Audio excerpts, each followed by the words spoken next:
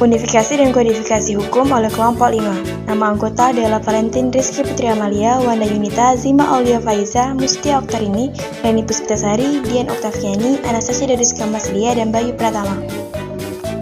Oke, baiklah. Di sini materi yang pertama yaitu pengertian unifikasi dan kodifikasi hukum. Unifikasi hukum yaitu penyatuan hukum yang menyatu secara nasional atau penyatuan pemberlakuan hukum secara nasional. Dan sedangkan kodifikasi hukum adalah proses penghimpunan dan penyusunan secara sistematik sebagai hukum, regulasi atau peraturan di bidang tertentu yang ditetapkan oleh negara.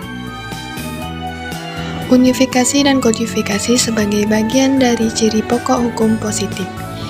Dikodifikasi secara sistematis, yang artinya dalam perumusan hukum positif disusun secara sistematis dalam bentuk bab demi bab dan pasal demi pasal. Bersifat unifikasi.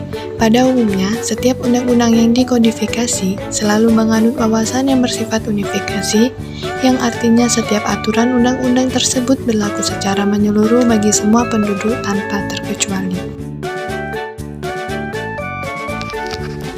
Peran politik hukum dalam upaya kodifikasi dan unifikasi guna pembangunan hukum nasional.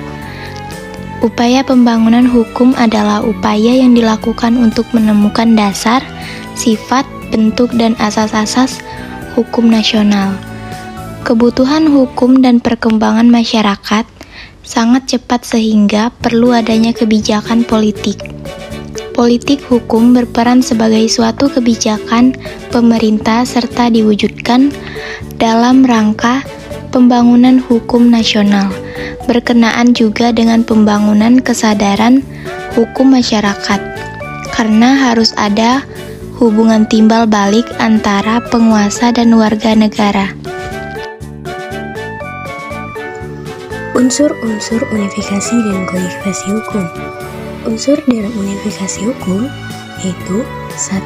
Peraturan mengenai tingkah laku manusia dalam bermasyarakat. 2.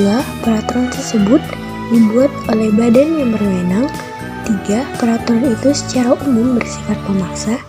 4. Dikenakan sanksi jika melanggarnya. Unsur-unsur dalam kodifikasi hukum yaitu 1. Kodifikasi tersebut meliputi jenis-jenis tertentu. 2. Kodifikasi tersebut memiliki sistematika. 3. Kodifikasi tersebut mengatur bidang hukum tertentu. Tujuan serta fungsi dari unifikasi dan kodifikasi hukum.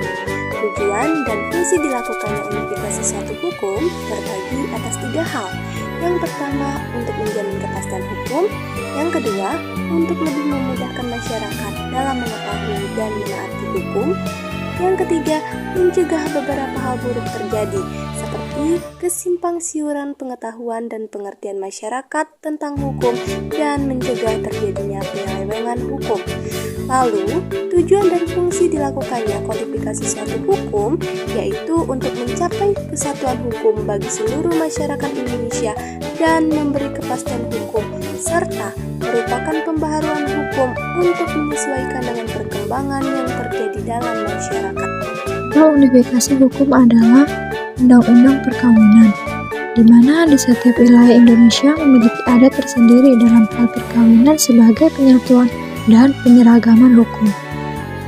Contoh kodifikasi hukum adalah adanya hukum pidana dalam Kitab Undang-Undang Hukum Pidana, hukum perdata dalam Undang-Undang Hukum Perdata, hukum dagang dalam Kitab Undang-Undang Hukum Dagang.